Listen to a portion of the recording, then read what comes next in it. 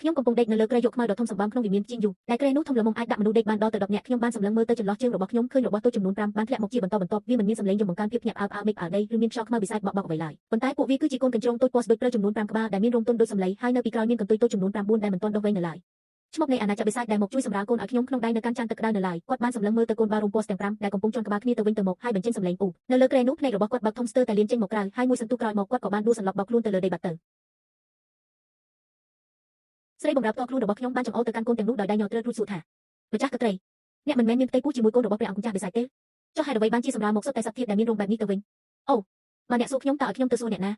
ខ្ញុំចង់យំតែគ្មានទឹកភ្នែកចេញបានត្រឹមតែចាប់សក់ខ្លួនឯងស្ទើរតែឈួតនៅនឹងកន្លែងខ្ញុំមានឈ្មោះថាស៊ូសៀវគូជាមនុស្សម្នាក់ដែលអាផុតបំផុតនៅក្នុងចំណោមអ្នកបោះសម្អាតនៅបកដោយសារតែតាំងពីកំណើតមកខ្ញុំមានរាងកាយមិនអាចប្រមូលធាតុធម្មពលបានទើបត្រូវបានមេបច្ចិតអាក្រក់បញ្ជូនខ្ញុំមកកាន់កិច្ចចលងវិស័យដែលជាកន្លែងស៊ីសាច់មនុស្សមិនខ្ជិតឆ្អឹងនេះតាមពាក្យចាមអារាមព្រះអង្គម្ចាស់បិសាចបច្ចុប្បន្នយានជូគឺជាស្ដេចកំណាចដែលសម្លាប់មនុស្សមិនញើសដៃដោយសារតែនៅក្នុងខ្លួនរបស់លោកមានធាតុអាក្រក់ពីបុរាណទុះឡើងទើបលោកត្រូវការឲ្យអ្នកប្រតិបត្តិធម៌ជាស្ត្រីសម្រាលកូនដែលមានឈាមជ័ររបស់លោកដើម្បីជួយចែករំលែកធាតុអាក្រក់ទាំងនោះហេតុនេះហើយទើបពួកបាក់ទេពបានបញ្ជូនស្ត្រីលំដាប់ខ្ពស់មកជាបន្តបន្ទាប់ប៉ុន្តែលទ្ធផលគឺស្ត្រី10នាក់មុនដែលធ្លាប់មានផ្ទៃពោះបើមិនសម្រាលមកជាដុំសាច់ដែលមានក្បាល3ដៃ5មួយទេក៏កើតមកជាបិសាចដែលគ្មានសត្វនិងស្រីឃ្លានឈាមដែលទាំងនោះត្រូវបា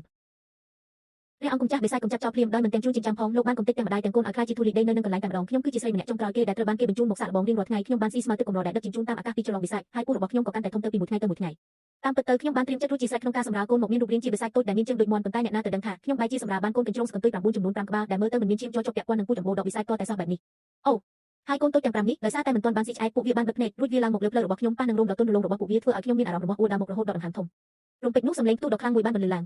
ទ្វារដែកដ៏ក្រាស់នៃវិមានជីនយូជត្រូវបានគេធាក់មួយជើងយ៉ាងខ្លាំងពីខាងក្រៅរនាំងការពារនៃវិមានទាំងមូលបានបន្លឺសម្លេងប្រេះស្រាមយ៉ាងគួរឲ្យខ្លាចនៅខាងក្រៅទ្វារនោះសម្លេងដ៏ត្រជាក់ស្រិបនិងធ្ងន់អាប់អួររបស់ស្ដេចវិសាចយានជូក៏បានបន្លឺឡើងដែលវាត្រជាក់ជាងទឹកក៏1ឆ្នាំទៅទៀតសូម្បីតែនៅពីក្រោយទ្វារក៏ខ្ញុំអាចធំក្លិនឆ្អាបឈាមដែលស្រក់ចេញពីដាវីតមុនរបស់លោកដែរចប់ហើយស្ដេចមេច្រាជុំដល់ហើយប្រសិនបើលោកឃើញថាខ្ញុំសម្រាប់បានកษัតចិញ្ចឹមដ៏គួរឲ្យស្រឡាញ់ទាំង5ក្បាលនេះលោកប្រកាសជាគិតថាខ្ញុំក្បត់ចិត្តលោកមិនខានបន្ទាប់មកលោកច្បាស់ជាយកខ្ញុំនិងកូនតូចទាំងនេះដល់នឹងដើរធ្វើជាកញ្ជ្រោងអង្គគឺជាមិនខានតើខ្ញុំគួរធ្វើដូចម្តេចទៅទ្វារចិត្តនឹងបាក់ហើយក្នុងខណៈពេលដ៏គ្រោះថ្នាក់បំផុតនៅពេលដែលទ្វារចិត្តនឹងត្រូវធាក់ទម្លាយជាលើកទី2កូនកញ្ជ្រោងតូចទាំង5នៅលើគ្រែហាក់ដូចជាដឹងពីគ្រោះថ្នាក់និងចិត្តណាសម្រាប់ដ៏គួរឲ្យខ្លាចនៅខាងក្រៅទ្វារពួកវាភ័យខ្លាំងរហូតញ័រខ្លួនត្រើតរួចក៏ប្រែកាយភ្លាមទៅជាគ្រាប់កែវទឹកចំនួន5គ្រាប់ដែលមានពន្លឺពណ៌ស្លាឆ្វងនេះគឺជាសមត្ថភាពពីកំណើតរបស់កូនសត្វទេពដើម្បីការពារខ្លួនឯងគ្រាប់កែវទឹកដែលជាសមត្ថភាពពីកំណើតរបស់កូនសត្វទេពទាំងនោះមើលទៅដូចជាគ្រាប់ស្ករគ្រាប់ដ៏ធំដោយសារតែការភ័យខ្លាចខ្លាំងពេកខួរក្បាលរបស់ខ្ញុំក៏លែងគិតអ្វីទាំងអស់ខ្ញុំក៏សម្រេចចិត្តស្ទុះទៅចាប់គ្រាប់កែវទាំង5នោះរួចលេបចូលទៅក្នុងពោះទាំងបង្ខំក្នុងដង្ហើមតែមួយរំពេចនោះទ្វារដ៏ធំក៏បានបាក់រលំយានជូបានឈានជើងចូលមកក្នុងវិមានក្រោមពន្លឺព្រះច័ន្ទពណ៌ឈាមដោយជាន់លើកំទេចទ្វារដែលបាក់បែកលោកក្រុងឈុតអាវវែងពណ៌ខ្មៅដែលមានប៉ាក់ក្បាច់យ៉ាងប្រណីតផ្ទៃមុខដ៏សង្ហារបស់លោកពោពេញដោយភាពសាហាវយំខ្នងលោកបានក្រឡេកមើលទៅឆ្មបដែលសន្លប់នៅលើដីរួចក៏ងាកមកសម្លឹងមើលទៅលើគ្រែដែលស្អាតសូម្បីតែជាមួយដំណក់ក៏គ្នាដែរចិញ្ចាំរបស់យានជូចាប់ដើមជួនចូលគ្នាហើយភ្នែកពណ៌ក្រហមក្រមៅរបស់លោកបានសម្លឹងមកចំខ្ញុំយ៉ាងខ្លាំងរួចពោលដោយសម្លេងត្រជាក់ថាយើងរងចាំនៅខាងក្រៅទ្វារអស់កន្លះម៉ោងទៅហើយចុះកូននៅឯណាខ្ញុំភ័យខ្លាំងរហូតចង់ស្លន់ស្លោប៉ុន្តែបន្ទាប់ពីដកដង្ហើមវែងដើម្បីសម្រួលអារម្មណ៍ខ្ញុំក៏ប្រញាប់លុតជង្គង់ចុះរួចស្រែកយំយ៉ាងខ្លាំងថាព្រះអង្គអើយខ្ញុំម្ចាស់ខុសហើយខ្ញុំម្ចាស់បានបោកប្រាស់ព្រះអង្គរំពេចនោះធាតុអាក្រក់បិសាចដែលនៅជុំវិញខ្លួនរបស់យានជូបានផ្ទុះឡើងយ៉ាងខ្លាំងលោកបានប្រើធម្មពលច្របាច់ករបស់ខ្ញុំរួចសួរដោយកំហឹងថាគ្មានកូនណាចុះរឿងទាំងអស់នោះគឺជាអ្វីខ្ញុំបានចង្អុលទៅកាន់ពោះដ៏រាបស្មើរបស់ខ្លួនឯងរួចចាប់ដើមพูดពោលទាំងបំពេញថា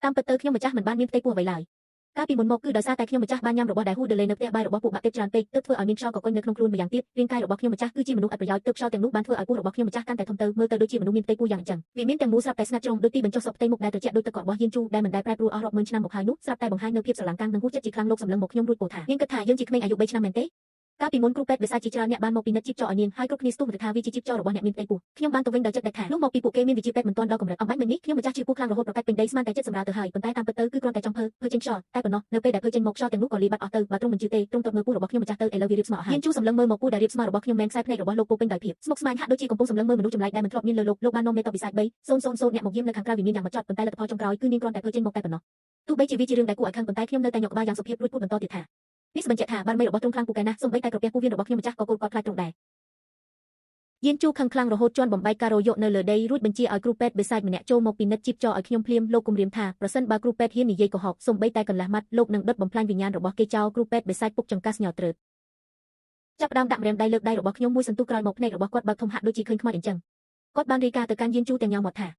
ក្រាបទូលព្រះអង្គរាងកាយរបស់មហេសីស៊ូមិនត្រឹមតែមិនមានសញ្ញានៃការចុកសោយក្រោយសម្រាលនោះទេប៉ុន្តែផ្ទុយទៅវិញនៅក្នុងតំបន់ដានធានរបស់ព្រះនាងបែរជាមានធម្មពលដ៏បរិសុទ្ធនិងខ្លាំងក្លាមួយកំពុងរត់រវើកយ៉ាងខ្លាំងនាងមិនត្រឹមតែមិនបានសម្រាលកូនទេប៉ុន្តែដោយសារតែធម្មពលនេះនាងថែមទាំងអាចបង្កើតគ្រឹះធម្មពលថ្មីនៅនឹងកន្លែងតែម្ដងពិតណាស់ក្នុងចិត្តខ្ញុំលួចគិតថាក៏ច្បាស់ជាអញ្ចឹងហើយព្រោះអំបញ្ញមិញខ្ញុំទើបតែលេបកូនសត្វទេពបុរាណដល់ទៅ5ក្បាលចូលទៅក្នុងពោះឯណោះពិតណាស់កូនសត្វទេពទាំង5ក្បាលនោះកំពុងតែរមៀលលេងយ៉ាងសប្បាយនៅក្នុងក្រពះរបស់ខ្ញុំចុះវាមិនមានធម្មពលខ្លាំងក្លាយ៉ាងម៉េចកើតបន្ទាប់ពីស្ដាប់គ្រូពេទ្យរាយការណ៍រួចផ្ទៃមុខរបស់យានជូប្រែជាស្លេកស្លាំងនិងខឹងសម្បាដល់កម្រិតលោកមើលមកខ្ញុំហាក់ដូចជាខ្លាចឆ្លងភាពរងខ្លៅពីខ្ញុំអញ្ចឹងលោកក៏គ្រវីដៃទាំងកំហឹងរួចចេញបញ្ជាយ៉ាងត្រជាក់ថាស៊ូសៀវគូហ៊ានพูดផុសរឿងមានផ្ទៃពោះបោកប្រាស់យើងឲ្យខាត់បងកិត្តិយ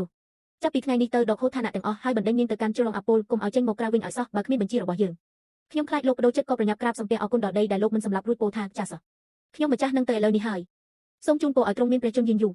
ភាពត្រេកអរដែលរួចផុតពីសេចក្តីស្លាប់ធ្វើឲ្យខ្ញុំភ្លេចអស់ភាពភ័យខ្លាចនៅពេលដែលយានជូននាំមនុស្សចេញទៅអស់ខ្ញុំក៏ប្រញាប់អូសដៃស្រីបម្រើដែលកំពុងភាំងរួចរៀបចំខ្នើយមុងរត់គេចទៅកាន់ជ្រុលអាពលដែលនៅជាដែនបំផុតនៃអាណាចក្រវិស័យភ្លាមទាំងយប់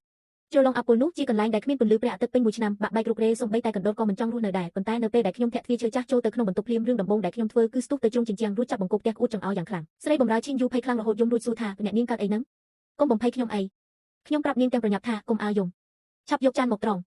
រំពេចនោះគ្រាប់កែវទឹកពណ៌មាសនិងប្រាក់ក៏បានខ្ទាបចេញពីមាត់របស់ខ្ញុំម្ដងមួយធ្លាក់ចូលទៅក្នុងចានឈើដែលឈីងយូកាន់យ៉ាងចំគ្រាន់តែធ្លាក់ដល់បាតចានភ្លាមផ្សែងពណ៌ស្ករភីឡើងរួចកូនកញ្ជ្រោងសកន្ទុយ9តូចទាំង5ក្បាលក៏លេចរូបរាងឡើងវិញពួកវាក្រវីក្បាលដែលរាងវិលមុខបន្តិចដោយសារតែត្រូវខ្ញុំលេបចូលពោះរួចសម្លឹងមកខ្ញុំទាំងបញ្ចេញសំឡេងយំតិចហើយនៅពេលឃើញខ្ញុំភ្លាមពួកវាក៏បញ្ចេញសំឡេងយំក្អ៊ូគឺហាក់ដូចជាកំពុងត្អូញត្អែពីភាពយុត្តិធម៌ពួកវាប្រជែងគ្នាវាឡើងមកលើជាសម្ពុតរបស់ខ្ញុំរួចយកច្រមុះតូចពណ៌ផ្កាឈូកមកជូសលើបាតដៃរបស់ខ្ញុំអូព្រះអើការប៉ះពាល់នឹងរោមដ៏ទន់រលោងនិងសំឡេងយំដ៏គួរឲ្យស្រឡាញ់នេះធ្វើឲ្យខ្ញុំមានអារម្មណ៍ថាការដែលខ្ញុំខំប្រឹងប្រថុយជីវិតអំបញ្ញមិញនេះគឺពិតជាមានតម្លៃណាស់ពួកវាពិតជាកូនកញ្ជ្រោងមែនភ្នែករបស់ពួកវាភ្លឺថ្លាគួរឲ្យស្រឡាញ់ខ្លាំងណាស់ប៉ុន្តែមិនយូរប៉ុន្មានខ្ញុំក៏ចាប់ផ្ដើមសង្កេតឃើញថាមានអ្វីមួយមិនប្រក្រតីសកម្មភាពរបស់កូនតូចទាំង5កាន់តែខ្សោយទៅពោះរបស់ពួកវាក៏រៀបស្មើសូម្បីតែសំឡេងយំក៏តិចដូចជាចិត្តដាច់ខ្យល់ស្លាប់ដែរពួកវាប្រហែលជាឃ្លានហើយប៉ុន្តែនៅកន្លែងដែលសូម្បីតែស្មើក៏មិនដុះបែបនេះតើឲ្យខ្ញុំទៅរកទឹកដោះពីណាមកឲ្យពួកវាខ្ញុំភ័យខ្លាំងរហូតវិលវល់អស់ហើយទោះជាយ៉ាងណាខ្ញុំមិនអាចបណ្ដោយឲ្យកូនសត្វទេពនៃលោកខាងវិញ្ញាណទាំងនេះមកដាច់ពូស្លាប់នៅទីនេះឡើយខ្ញុំក៏សម្រេចចិត្តខំចុងម្រាមដៃខ្លួនឯងរួចយកឈាមដែលចេញពីបេះដូងរបស់ខ្ញុំមួយដំណក់ទៅដាក់នៅមាត់កូនកញ្ជ្រោងដែលធំជាងគេកូនតូចនោះក៏ចាប់ផ្ដើមជញ្ជក់ឈាមពីចុងម្រាមដៃរបស់ខ្ញុំយ៉ាងលោភលន់រំពេចនោះរឿងដែលមិនគួរឲ្យជឿបំផុតក៏បានកើតឡើង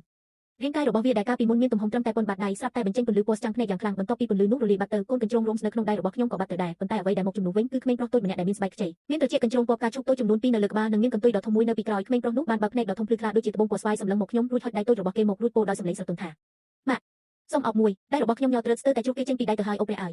មិនត្រឹមតែសម្រាប់បានកញ្ជ្រោង5ក្បាលទេប៉ុន្តែគ្រាន់តែឲ្យកញ្ជ្រោងនោះផឹកជាមួយម៉ាត់វាក៏ប្រែកាយមកជាមនុស្សហើយថែមទាំងចេះនិយាយតាំងពីកើតទៀតផងក្នុងខណៈពេលដែលខ្ញុំកំពុងតែស្រឡាំងកាំងកូនកញ្ជ្រោង4ក្បាលដែលនៅសល់ក៏បានវាឡើងមកយ៉ាងលឿនដោយក្តីបារម្ភពួកវាបានខំរៀមដៃរបស់ខ្ញុំម្នាក់មួយម៉ាត់រួចពន្លឺពណ៌ចំនួន4ក៏បានភ្លឺឡើងជាបន្តបន្ទាប់ភ្លាមនោះនៅក្នុងផ្ទះឈើចាស់ដែលបាក់បែករបស់ខ្ញុំស្រាប់តែលេចចេញកូនក្មេងតូចចំនួន5នាក់ដែលមានត្រចៀកកញ្ជ្រោងនៅលើក្បាលពួកវាបានវាពេញដីទាំងខ្លួននគរព្រួចស្រែកហៅទៅម៉ាក់យ៉ាងកោះរំពង